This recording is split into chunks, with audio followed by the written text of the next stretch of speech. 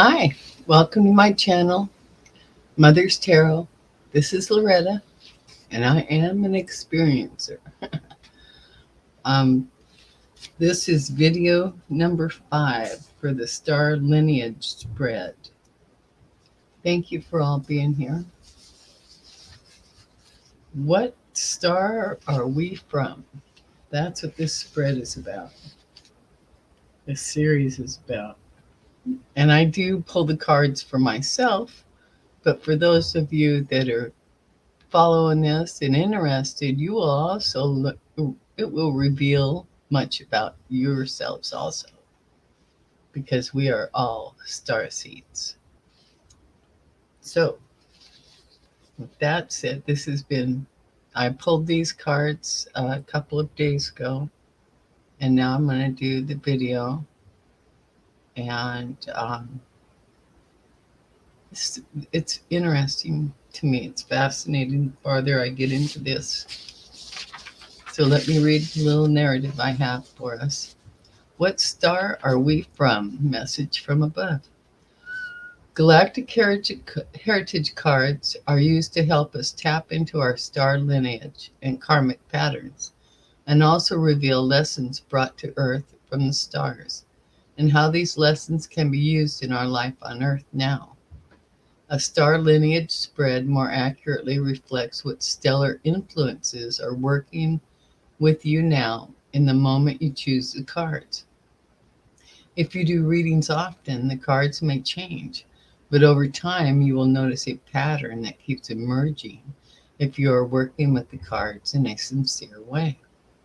This is a fluid system without fixed positional meanings because it represents the multidimensional and holographic nature of consciousness. Okay, here we go. Oh, I didn't get my little pointer stick out here. Do I got it? Let me see. Here, I've got one here. There you go. Okay, so we have 7 cards in the spread, and then the 8th card I have sitting over here is the hidden, unseen energies that we pull from the bottom of the deck. The first card up is Hive Mind, Insectoid Parallel, Parallel Dimension, Parallel Time Frame. I'm going to go with time frame because we have present, past, future, parallel, so timeline. So the first card I pulled was number 29, Hive Mind, Insectoid Parallel. Number 2, number 21, Self-Sacrifice, Vega, Past, Timeline. Number 3 is card number 23, Spiritual Technology. I pulled this in the last video. Vega, Present. Card number 4, or placement number 4, is card number 68, Generosity, Lyra, Future. Followed by pushing, number 17, Pushing the Envelope, Lyra, Present. So Lyra's showing up twice here. Then we move to card number 92, Calling Our Parts Home, Sirius, Future. And then the 7th position here is card number 34, Solar Consciousness, Solar System Parallel. This is one of those miscellaneous cards. Insectoid, I believe, is miscellaneous also when they go into the parallel timeline. And then the unseen energies that was at the bottom of the deck is card number 36, Delusion of Control, Orion, Past.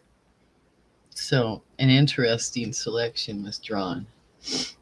All right, so I'm going to start with card 29 here. I'm going to, in case you want to get a better look at it, this is what it looks like. It's a beehive. Yeah. Okay. There we go. Okay. This has been really interesting. I've really enjoyed this. I hope you have too and are enjoying it. Okay, here we go. The hive mind. There are many extraterrestrial insectoid species that have contacted Earth for thousands of years. They are peaceful and have a harmonious society that is based on the idea of a group thinking as one. Most humans shun the idea of a loss of individuality, but it can also be a freeing experience whereby the ego no longer dominates one reality.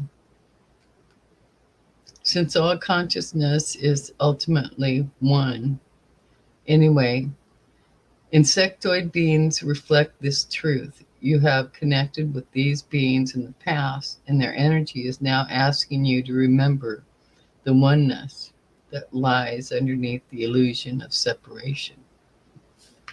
Commentary on this card. This is a very archetypical card that has less to do with specific ET species and more to do with our relationship to the universe. One of the greatest human fears is losing individuality.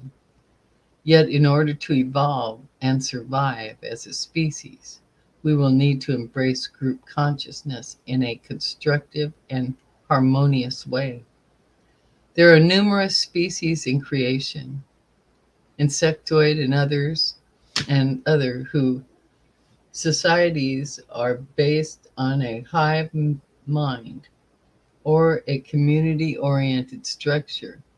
To some degree, even the Zeta Reticuli species has the consciousness, and the power of the whole has been what has ultimately saved their species from extinction. On Earth now, our individuality and attachment to our egos, opinions, are destroying us.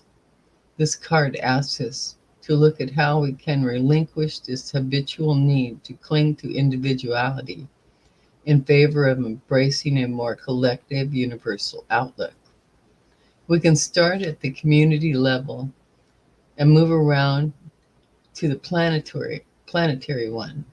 The truth is that we are all connected, no matter how far apart we feel. Denying this only prolongs the inevitable shift needed to move to the next level of our evolution. This card can be interpreted with this in mind, but it could also mean that you personally have a connection to an insectoid or hive mind species, and this connection can help you bring those needed changes in awareness to your life and to the planet. Yeah. Well, how do I feel about that? Yeah. Hive mind, conformity, losing individuality. Yeah. Those are all red flags with us as humans, as beings here on Earth. But and falling in line and conformity as just, yes, we must work together. We must. We must get on the same page. But does that have to wipe out our individuality? That's the big question for me. Because we do need one another.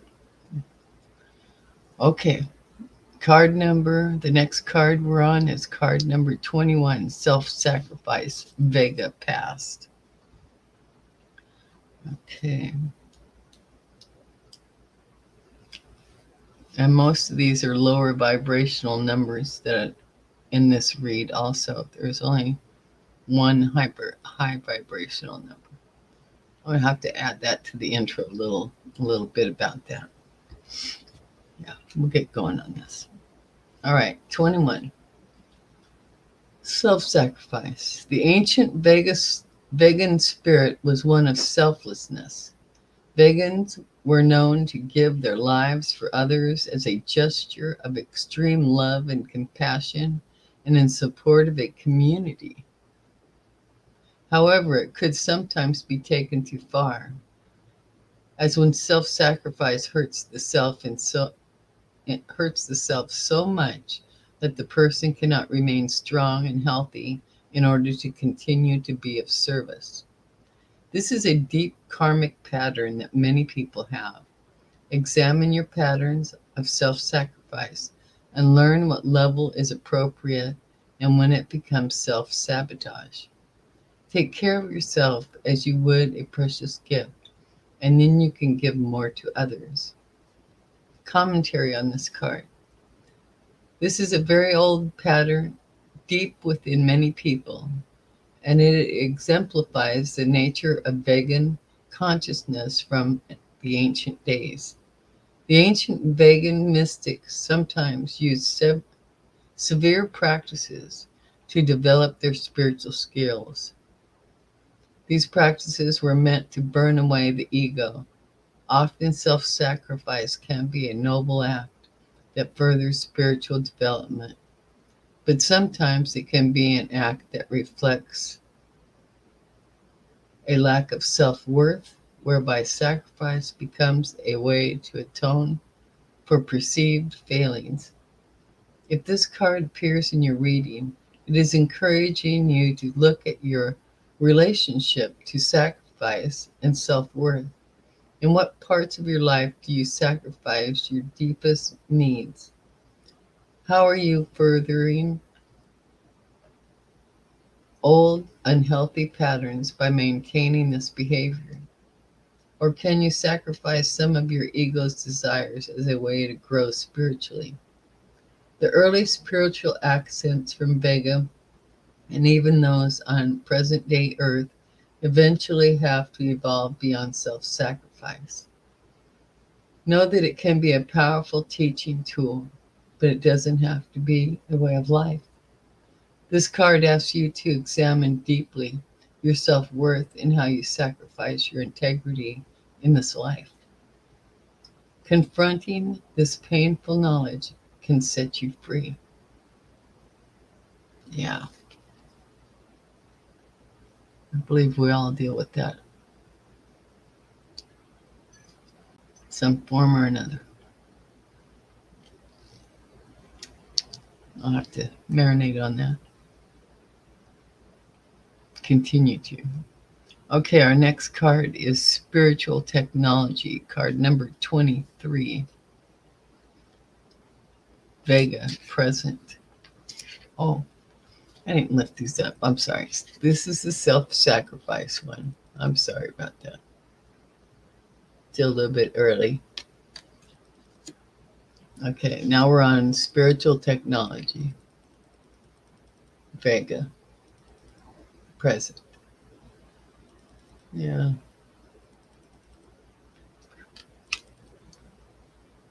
Okay. The ancient Vegan mystics became quite adept at creating spiritual technology. This refers to using tools such as crystals, wands, geometry, and so forth to enhance spiritual experiences or perform a function such as cleaning the energy in a home or healing a person. Originally, these tools were meant to be an enhancement of spiritual practices, but over time, the vegans became dependent on them and forgot that the power was not in the objects. This was a profound lesson for them. Examine how you use spiritual tools now. Do you depend on them more than you own inner power? That's a very good question. And I am fully aware of that. This is a tool. This is all a tool. We must keep and define for ourselves and recognize our own inner power separate, not connected to this. these exterior tools, but own, we possess magnificent power within each one of us. That's what this card's talking about. Okay, the commentary on this card. More spiritual technology. In a middle development era of the Vega civilizations, a branch of spiritual science began to focus on spiritual technology. What is spiritual technology? It is a technology that assists spiritual development. It can range from external tools such as crystals, wands, frequency generators, healing tools, and more.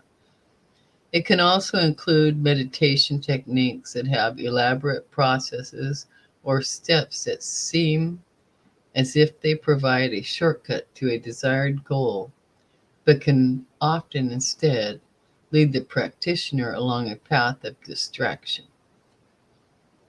All tools are neutral and can be used in a balanced way, an addictive way, or a way that controls others. This era in the Vega civilizations was a challenging one, and it connects to the era on Earth in present day, where many are looking for spiritual shortcuts instead of doing the real deep inner work necessary for spiritual transcendence. If this card appears in your reading, it could mean different things depending on the surrounding cards, your life circumstances, and past karma. Perhaps it may imply that you are becoming too addicted to spiritual technology and need to look at your inner self as a source of evolution. Or perhaps the opposite is true. Perhaps you can benefit by investigating spiritual technology in a balanced way. It could also be pointing to past lives in Vega or Atlantis in which you dealt with the misuse of technology. Go within and examine what this card means in the context of the other factors mentioned above. Yeah. Very important spiritual technology. Okay, now we have generosity, number 28, or 68, I'm sorry. Card 68, generosity, Lyra, future. Okay. Well, this is the, well, we got 68, the higher number, and then over here 92, so that's 68. Got it. An ancient challenge of the Lyrans was to have a generous spirit. They had a fear that it gave to they had a fear that if they gave to others, they would not have enough for themselves. Eventually, they healed this pattern. Humans are now facing the same challenge as they explore the issues of generosity. Most people have no problem being generous when they feel safe and secure. But can you be generous when you feel insecure? Examine your patterns of generosity honestly. Are you afraid to give, or do you have resistance about receiving? Balance lies in being able to give and receive equally. That is a true path of transformation. Commentary on this card. Yeah, and you know, I imagine we've all struggled with that to some degree or another. Okay, the commentary on this card. This Lyran time stream represents the Lyran culture after they healed their karma and the challenges of the past when they were a young species. Okay, and it says these challenges of the young Lyran species are represented in cards 11 through 14 and 15 through 18. One of these challenges of the past had to do with their selfishness and insistence on viewing reality in a fragmented way, which only accentuated polarity and kept them acting from a place of me first. Okay, I'm gonna read that again. One of these challenges of the past had to do with their selfishness and insistence on viewing reality in a fragmented way, which only accentuated polarity and kept them acting from a place of me first. Wow. Okay. This kind of attitude ignores the truth that all beings are really one consciousness looking through a multitude of eyes. Over time, as they matured, they learned that by helping others, they truly help themselves. If this card came up in your reading, look at the other cards and your life situation for clues. It could be that you are receiving a message to become more generous in life, not through actions per se, but through the intent behind those actions, which is much more important. Conversely, it could be a message that your generosity is being offered from a motivation that is not aligned with your spirit. It may also mean that you are being too generous and depleting yourself. Search deep within for the deeper meaning of this message. Ultimately, when you keep in mind that all beings in creation are part of the same one being, the understanding of generosity changes completely. Begin to see your generous actions in a way that reinforces the idea that all giving is really giving to yourself. Ah, well, that's good. That's a good message. I like that. Okay, now the next card we're visiting is number 17, Pushing the Envelope from Lyra Present Timeline. It's interesting art on here. I mean, that's a person holding a bag.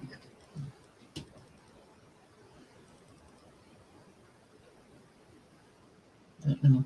Let's kind of see through a bag. There's all kinds of stuff in it. All right, let's see what the book has to say on 17. What?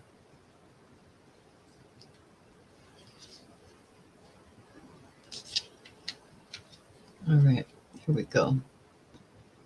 A Lyran trait that humans share is the need to push the envelope, to force ourselves to go beyond limitations.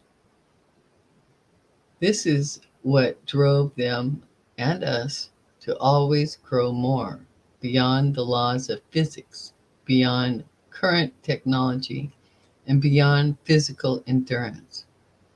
This can be a good quality when a breakthrough is desperately needed. However, this trait can become obsessive and cause us to never rest and always push ourselves to exhaustion. This most likely has been a karmic pattern of yours for many lifetimes. Now it is time to let it go. Your self-care is more important than pushing the envelope. Commentary on this card. This theme refers to the human and Lyran tendency to become single-minded and sometimes ego-driven, pushing ourselves beyond our limits in order to accomplish a goal. While this can, at times, be an admirable quality, it can also severely hamper our evolution and keep us stuck in actions driven by ego. When we are stuck in these ego-driven tendencies, it becomes impossible to connect with our higher nature and evolve beyond the limitations of ego. On the other hand, this card may be giving you a message to push yourself harder when you are afraid. thus acting as encouragement for you. Do you tend to give up your goals too easily? If so, this card may be encouraging you to focus, trust, and keep going. It may also be perceived limitations. Wait a minute.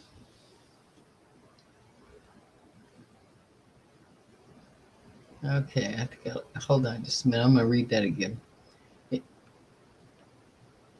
If giving you a message that you can learn and grow quite a bit by going beyond your perceived limitations, only by looking at the surrounding cards as well as looking honestly within yourself can you ascertain the meaning of this enigmatic card and apply it to your life. This was a major lesson for the Lyrans during this phase of their development. When to push harder and when to let go. Ultimately, when forced with species evolution, it is a delicate balance. Eventually, however, transcendence happens at the point of surrender. This is a lesson Earth humans are currently facing on the personal and planetary level. Oh yeah. Oh, yeah. Well, there's I think a lot of us grown-ups have had to at least one time in our life surrender to something, to something about ourselves. I know I have.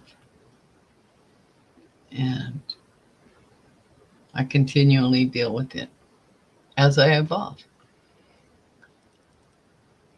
So that was a good message there. Okay, our next position here, we have card number 92, calling our parts home. Sirius.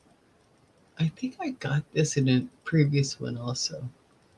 If not, it was real close to it. Calling our parts home. 92.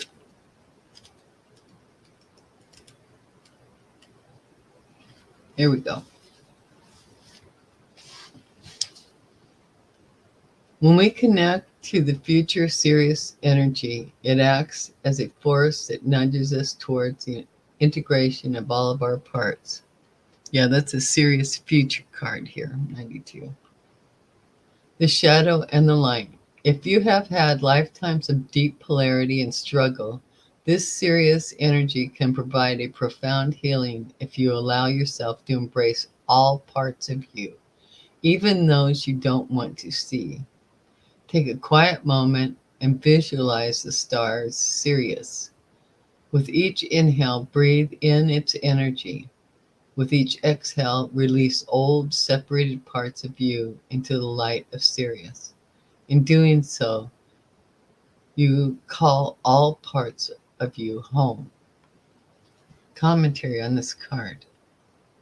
This card accesses energy from the Sirian era after they became an awakened species and transcended to a non-physical fifth density state. The Sirians from this era are a great model for humans, showing how a physical species can transcend the challenges of being immature, become awakened, transcend physical existence, and then serve as guides for other beings. The Sirians from this era are devoted to serving humans and other species as they too experience planetary awakening. In order for this awakening to happen, individuals and their planetary consciousness as a whole must begin a process of integrating the aspects that were never allowed to be embraced, the shadow as well as the light. In that way, this card is a very healing card. If it shows up in your reading, there may be many messages. It could be that a Syrian being is working directly with you to assist your growth, and this being could strongly have the potential of being a future self for you. The strongest message, however, is that it is time for you to begin to embrace the parts of yourself that you always wished to keep separate, the parts of you that you cannot love. All of these parts must now be embraced. When they are, your full being will be home. This is the first step on the path of awakening. It's got to be one of the tougher ones, too, because we all have parts about ourselves that, we're just not too thrilled with. Okay, this is position number 7. We've got card 34, Solar Consciousness from the Solar System Parallel System Timeline. This is one of the miscellaneous cards. Interesting art on this one. Isn't it? Solar Consciousness. Okay. I'm going to read. Here we go. Our solar system archetypically represents all the aspects of human consciousness. This is visible through astrology. The sun represents our highest potential of consciousness, the higher self. This is the higher self card. You have pulled this card because either you already have a very strong connection to your higher self, or it is time now to developing that relationship. This is also a card of integration. Solar consciousness compels us to integrate our parts and become whole again. This process happens naturally as we connect with and become the higher self. The process has begun. I know for me, here especially recently, I have, when I call upon for help, for clarity, I have recently begun just to call upon my highest self. I mean, I know we hear, readers calling upon ascended masters and, spirit guides and what generic name they want to give it, you know. But after much thought, I just, for myself, it's like my higher self is the one connected with the higher realms, with the divine. And so it's my highest self that I am now turning to for truths, not just about me, but the world around me, the cosmos. But that's just me. That's where my comfort zone is right now. Okay, the commentary on this card.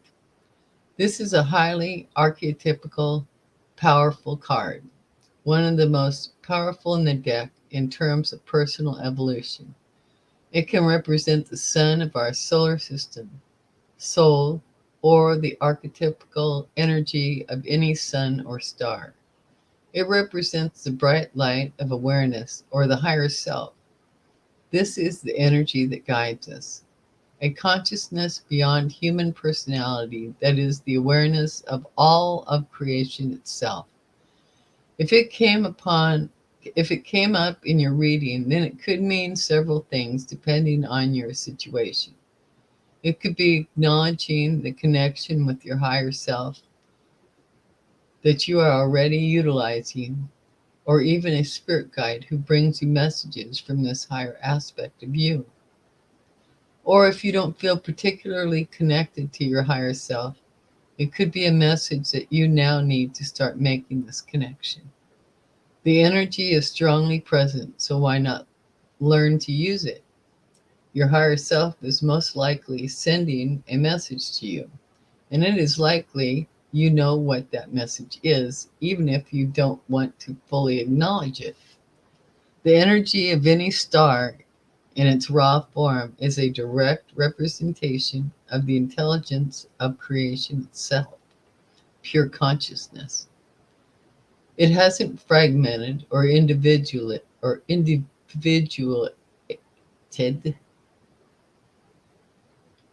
individuated. Wow. It exists in a fully integrated state. This energy is present for you and is, in a sense, waiting for you to acknowledge it and accept its presence in your life. Even those people who feel fully connected to their higher selves can always go deeper. Okay, there we go. And now for the unseen energy around this reading, card 36, Delusion of Control, Orient Past. I found this very interesting when I read it. So I'll lay that right there. Okay, here we go. Within the Orion system, the dark forces sought control at all costs. The need for control of your reality comes from the ego, and it is based purely on delusion. We cannot truly control anything, as only the universe, through its infinite wisdom, keeps everything in balance. Your need for control is a deep karmic pattern that is ready to be released. First, you must look deeply at the habits, patterns, and beliefs in your life that reinforce the feeling that you are in control. Practice letting go and trusting. When the urge to control arises, take a deep breath. Remember that it is only the desire of a fearful ego. I know I've had to work with this, you know, especially when it comes to my family situation. I really have to work on this one. I do work on it. Okay, the commentary for the card. During the darkest times in Orient history in this era, the empire tried to exert control of nearly every aspect of life. Even if you imagine the most oppressive regimes on earth, they would represent perhaps only 20% of the intensity of this era of Orient. Humans carry memories of these oppressive times and are still trying to heal those traumas. One of the ways in which polarity plays itself out in human reality is through the idea of how the human ego wishes to control reality, when in fact reality cannot be controlled because there is a greater force, God, or whatever you wish to call it, that keeps everything in balance. So the more the ego feels powerless, the more it tries to control. This delusion of control has kept us stuck for millennia. People and groups have tried to exert control from from religions to politics, trying not only to control conditions but thought as well. It simply doesn't work, and this is a lesson the Orions had to learn in very painful ways. Here on Earth, we have egos that try to control our realities, and ultimately, it is never successful. If this card came up in your reading, it is asking you to look honestly and closely at how you try to control reality, including the people and conditions around you. Know that it is impossible to do, so why keep trying? The message behind this card is to begin to heal that need for control and learn to surrender, letting go to the wise flow of the universe. This is the only way the planet and her people will not only survive but flourish and move to the next stage of human evolution. Well, I must say, I think that was a wonderful message to end this video on. That was so. I hope you all found something beneficial in this, heard something illuminating. I know I did. And I'm really thankful you're here, grateful, and happy to be sharing this with you. So you take care of yourself and have a great day. Be your authentic self. Let the universe take care of everything for you. And I love you. Thank you for being here. And I will see you in the next video. This is Loretta with Mother's Tarot, signing off for now. Bye. Love y'all. Have a good day. And take real good care of yourselves. Thank you for being here.